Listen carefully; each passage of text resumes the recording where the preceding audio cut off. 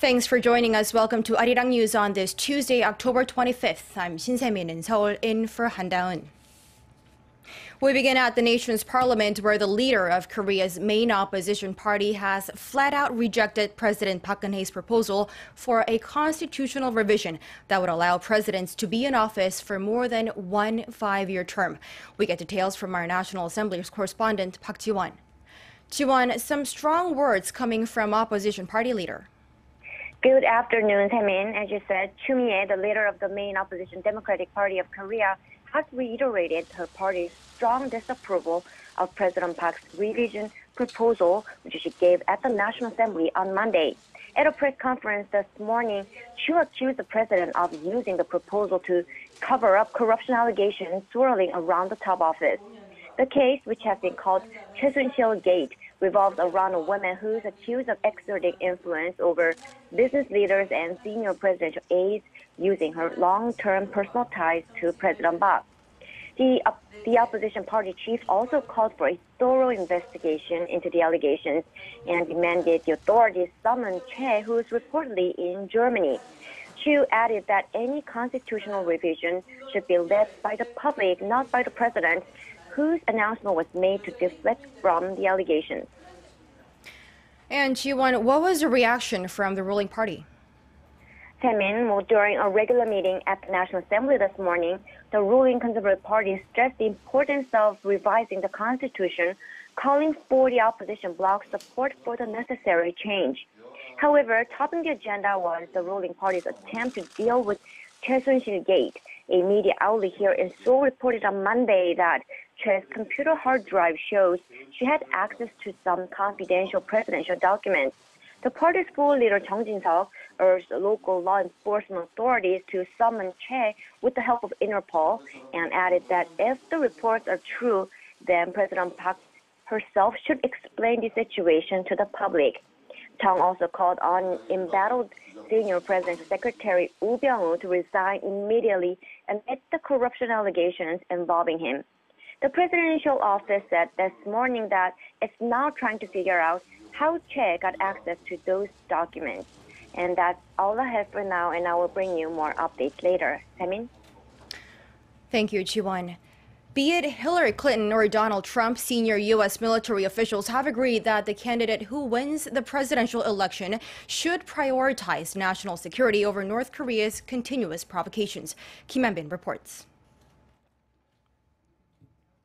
The secretaries of the U.S. Army, Air Force, and Navy have voiced their concerns about the increasing nuclear and missile threats posed by North Korea. In an interview with the Center for a New American Security on Monday, they emphasized the next U.S. president needs to ensure preparedness against those threats. U.S. Secretary of the Army, Eric Fanning, said Pyongyang is becoming increasingly threatening and unpredictable, adding that Washington's ability to deal with any eventuality is a very important part of the calculus. His counterpart for the Navy, Ray Mabus, also called for solid preparedness, stressing that North Korea is just one of many threats facing the United States, and the next administration has to be ready to face them on day one. He said the U.S. has already forward deployed troops in South Korea and Japan in case of a crisis. Mabus said there are ground troops in South Korea, and Japan has strategic military assets in the region, including an aircraft carrier, and there are plans to deploy additional destroyers if need be. Air Force Secretary Deborah Lee James added that reviewing the United States' nuclear weapons in terms of status and when they could be used in the future is another prime task for the next administration. Kim Han-bin, ARIRANG News. Staying with the topic, U.S. Deputy Secretary of State Antony Blinken is set to visit South Korea, China, and Japan this week for talks on international security issues and North Korea's nuclear ambitions.